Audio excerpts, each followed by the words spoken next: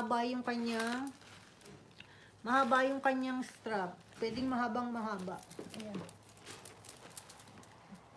Chain bag siya na minili. Ganda. Maganda pa naman siya. Rank B na nga lang. Rank B na nga lang pero walang mga butas sa gilid. And the outer part still clean. Ayan.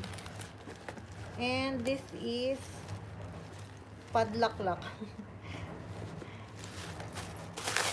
Ayan na yan ang loob niya.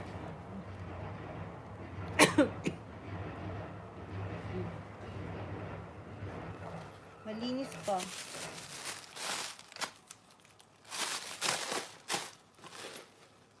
And the metal is still clean. Ayan. All the metal still in good shape. Okay, and the price is